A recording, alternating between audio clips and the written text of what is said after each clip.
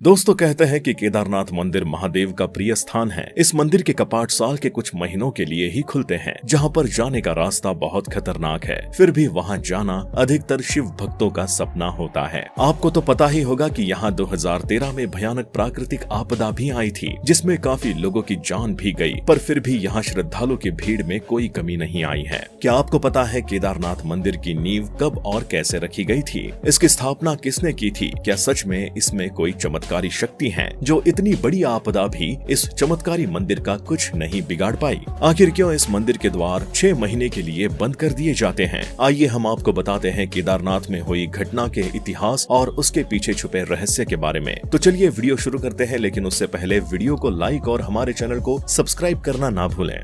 दोस्तों ये मंदिर भगवान शिव शंकर जी का मंदिर है, जो कि कई साल पुराना है। ये भारत के उत्तराखंड केदारनाथ में मंदाकिनी नदी के पास गढ़वाल हिमालयी सीमा पर स्थित है। ये ऋषिकेश से 221 किलोमीटर की दूरी पर है। ये भगवान शिव की 12 ज्योतिर्लिंगों में से एक है। केदारनाथ मंदिर पहाड़ों और नदियों से घिरा हुआ है। इसके एक तरफ लगभग 22,000 फीट ऊंचा केदार पर्वत एवं दूसरी ओर तीसरी तरफ 21,600 फीट ऊंचा खर्चकुंड का पहाड़ है और 22,700 फीट ऊंचा भरतकुंड का पहाड़ है। यही नहीं, इस मंदिर के आसपास 5 नदियों का संगम भी है। इन नदियों में मंदाकिनी, स्वर्णगौरी, सरस्वती, क्षीरगंगा और मधुगंगा शामिल हैं, जिसकी वजह से यहाँ पर प्रकृति का प्रकोप कभी भी आ जाता है और बादल फटने और बाढ़ का खतरा हमेशा बना रहता है। मौसम अच्छा नहीं होने के कारण मंदिर केवल अप्रैल के अंत से नवंबर के बीच तक खुलता है। इस अवधि में भगवान शिव के दर्शन करने एवं उनसे आशीर्वाद लेने के लिए दूर दराज के लोग यहाँ आते हैं। इस मंदिर के पास में बहने वाली मंदाकिनी नदी एवं बर्फ की चादर ओढ़े हुए पहाड़ों के रूप में यहाँ का दृश्य बहुत ही शानदार है।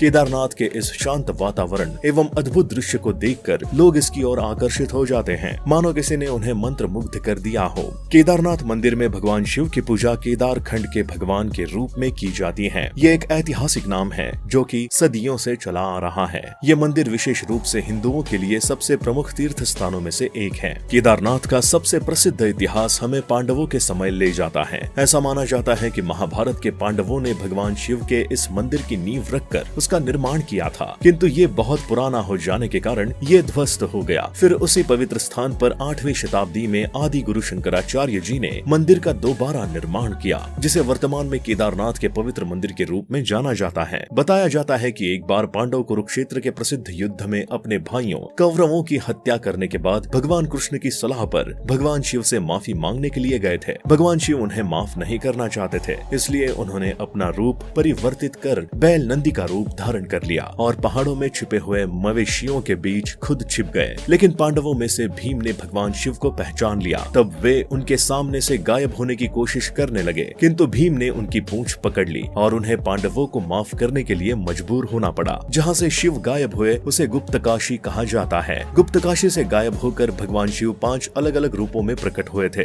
जैसे केदारनाथ में उनके कुल्हे, रुद्रनाथ में चेहरा, तुंगनाथ में हाथ, मध्य महेश्वर में नाभि और पेट एवं कल्पेश्वर में उनकी जटा आदि। इन 5 स्थानों पर पंच केदार के नाम से जाना जाता है। कुछ लोग केदारनाथ मंदिर के इतिहास को आदि गुरु शंकराचार्य जी की मृत्यु से भी जोड़ते हैं। कहा जाता है कि उनकी मृत्यु इस स्थान पर हुई थी। इस तरह से इस मंदिर से कई सारे इतिहास जुड़े हुए हैं। आप सभी जानते होंगे कि सन 2013 में भारत के उत्तराखंड राज्य में बहुत ही भयानक त्रासदी हुई थी। 16 एवं 17 जून 2013 को उत्तराखंड राज्य के अन्य हिस्सों के साथ ही केदारनाथ घाटी पर अभूतपूर्व बाढ़ आई थी। दरअसल 16 जून की शाम को केदारनाथ मंदिर के पास बहुत तेज गड़गड़ाहट की आवाज के साथ भूस्खलन शुरू हुआ। इस भयंकर गर्जना के बाद मंदाकिनी नदी के नीचे चोराबरी ताल या गांधी ताल में भारी मात्रा में पानी गिरना शुरू हो गया। 17 जून 2013 को सुबह सरस्वती नदी और गांधी ताल का बहाव बहुत तेजी से बढ़ने लगा, जिससे इसके बहाव में इसके साथ बड़ी मात्रा में चट्टान पत्थर टूटकर बहने लगे। जहां एक तरफ बाढ़ के पानी के सामने जो भी आए वो उसे अपने साथ बहा ले जा रहा था, वहीं दूसरी तरफ केदारनाथ मंदिर के पीछे एक बड़ी सी चट्टान आकर फंस गई। उस भयंकर बाढ़ से उस चट्टान ने मंदिर की रक्षा की और बाढ़ के पानी के साथ बहने वाला पूरा मलबा मंदिर के दोनों ओर से बहता रहा, पर मंदिर को कुछ नहीं हुआ। लोगों को तब भी बहुत डर था कि बहता हुआ पानी एवं मलबा मंदिर को भी साथ में बहा ले जाएगा, किंतु ऐसा नहीं हुआ। उत्तराखंड में आई इस बाढ़ में आसपास के अधिकतर क्षेत्र स्थानीय लोग दुकानें, होटल एवं तीर्थ यात्रियों की बड़ी संख्या में क्षति हुई थी। उस समय मानो मौत का सैलाब आया हुआ था। इन सब के बावजूद मंदिर के पीछे फंसी हुई चट्टान ने मंदिर को कुछ नहीं होने दिया। ये किसी चमत्कार से कम नहीं था। दरअसल दोस्तों, केदारनाथ का ये इलाका चोराबरी ग्लेशियर का एक हिस्सा है।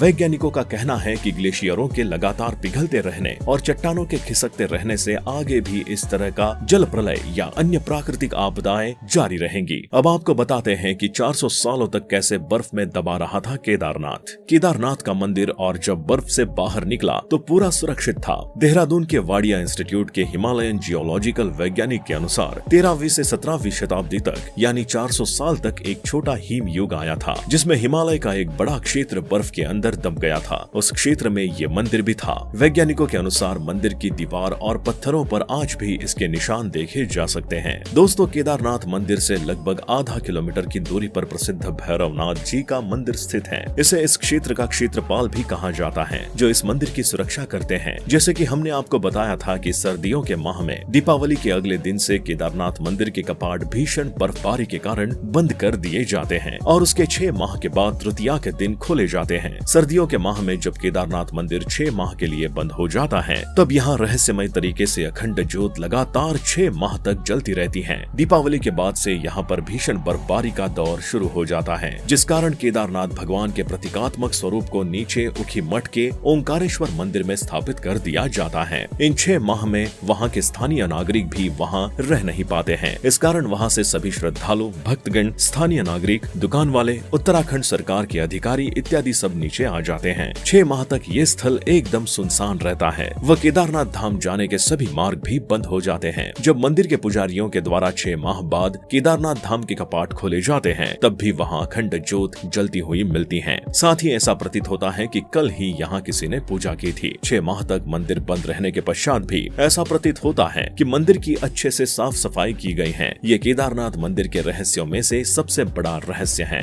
बता दें कि ये मंदिर कटवा पत्थरों के भूरे रंग के विशाल और मजबूत शिलाखंडों को जोड़कर बनाया गया है। 6 फुट ऊंचे चबूतरे पर खड़े 85 फुट ऊंचे, 187 फुट लंबे और 80 फुट चौड़े मंदिर की दीवारें 12 फुट मोटी हैं। अब रहस्य की बात यह है कि इतने भारी पत्थरों को इतनी ऊंचाई पर लाकर व तराश कर कैसे मंदिर की शक्ल दी गई होगी। खासकर ये विशालकाय छत कैसे खंभों पर रखी गई। पत्थरों को एक दूसरे में जोड़ने के लिए इंटरलॉकिंग तकनीक का इस्तेमाल किया गया है। केदारनाथ मंदिर के ऐसे भव्य निर्माण की आज के समय में केवल परिकल्पना ही की जा सकती है। पुराणों की भविष्यवाणी के अनुसार इस समूचे क्षेत्र के तीर्थ लुप्त हो जाएंगे। माना जाता है कि जिस दिन नर और नारायण पर्वत आपस में मिल जाएंगे, बद्रीनाथ का मार्ग पूरी तरह बंद हो जाएगा और भक्त बद्रीनाथ के दर्शन नहीं कर पाएंगे। पुराणों के अनुसार वर्तमान बद्रीनाथ धाम और केदारेश्वर धाम लुप्त हो जाएंगे और वर्षों बाद भविष्य में भविष्य बद्री नामक नए तीर्थ का उद्गम होगा। दोस्तों, आपको क्या लगता है, क्या ऐसा होगा? अपनी राय हमें कमेंट बॉक्स में जरूर बताएं। साथ ही वीडियो पसंद आई हो तो वीडियो को लाइक करें, शेयर करें और चैनल पर नए हैं तो सब्सक्राइब करके बेल आइकन को प्रेस करना ना भूलें।